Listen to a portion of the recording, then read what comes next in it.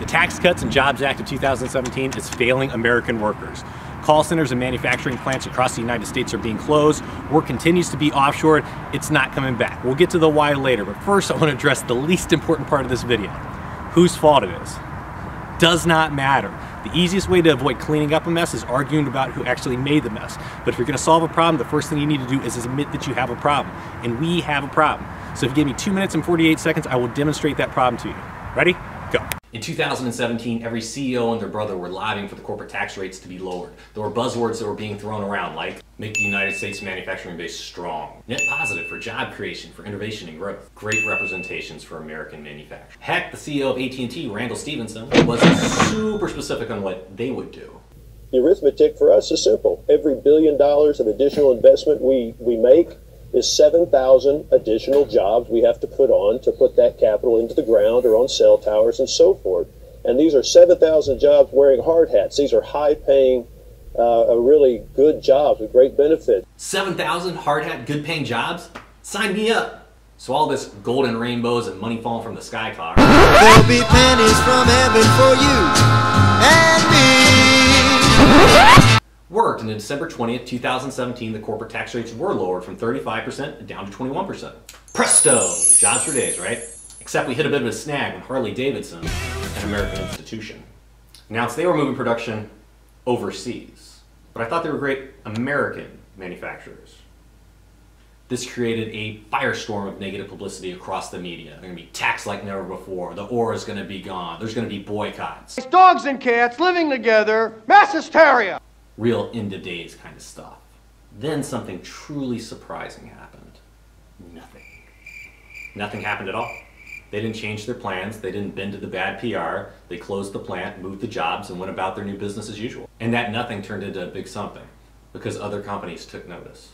General Motors announced they were closing plants and sending those jobs outside of America. 14,000 jobs, multiple plants, salaried workers. Hey, wait a minute. I thought these tax cuts were going to create jobs. So once again, there's an avalanche of negative PR based on this, but GM CEO Mary Barra, she stood firm on eliminating those U.S. jobs. Baby, I'm sorry. I'm not sorry. Baby, I'm sorry. So now the levee, it is breaking. Siemens just closed the Burlington, Iowa plant in December of last year. They were a net positive friends from earlier. You keep using the word. I don't think it means what you think it means. AT&T closed multiple U.S. call centers right before Christmas of last year. Whoops, I meant consolidated. And now they're talking about even more massive layoffs, which is confusing because 7,000 additional jobs. I guess that's not coming.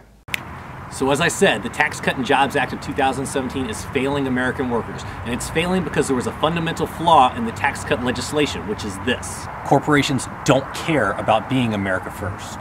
And we shouldn't expect them to. Duh. These corporations are set up to do one thing, make money. The 2017 Jobs Act made it so lucrative to offshore work that the negative PR these corporations are receiving doesn't outweigh the profits that they're making. They can't help themselves. They're going to offshore work, buy back their stock, and do everything they can to push their stock prices up. Greed is good. So what can we do about this? It's our responsibility to put America, and more specifically, American workers first. And it's also our responsibility to put elected officials in office who do the same. We need legislation that is incentivizing positive corporate behavior. We need to be rewarding these companies that are maintaining and creating jobs here in the United States. And most importantly, we need to hold these corporations accountable for their promises. So how do we do that? Call center legislation. There are both federal and state call center bills designed that when you call these American companies about the service you receive here in America, that you have the chance to actually speak to an American.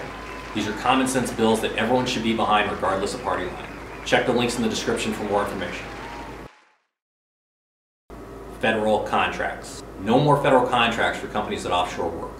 Every year corporations receive billions and billions of dollars in federal contracts. Why is that money going to companies that are eliminating jobs here in the United States? You want to be eligible for federal contracts? You stopped offshoring U.S. jobs. If you want to read more about a petition that asks the president to sign an executive order that bans the awarding of federal contracts to companies that offshore jobs, visit shamecampaign.org. Shame on you. Tax accountability. It's time for these corporations to be accountable for the promises they made to the American people and what they've actually done with the tax break money. Because remember this guy? 7,000 additional jobs. The Communications Workers of America in District 4 currently have 14,000 members without a contract since April of 2018 with AT&T. They've asked at the bargaining table about 7,000 additional jobs. and the response back has been, now wait a minute, the promises made by the CEO of AT&T lobbying for the tax breaks isn't their business? Say what? They've refused to answer, but do you know who can make them answer? When it comes crashing down and it hurts inside. That's right, Congress can make them answer. Congress can pull all these CEOs who made promises about how the Tax Cuts and Jobs Act were going to benefit American workers into hearings and make them answer questions. And they should. There shouldn't be a single member of Congress who doesn't think that these corporations should be accountable for their promises made to the American people. So we're asking you to contact your member of Congress and ask them for hearings on where the tax cut money went and about the promises that were made. And if your elected official doesn't feel like they should be accountable for the promises that they made, we vote them out and put someone else in their seat who does. Bye, Felicia. So let's get to work.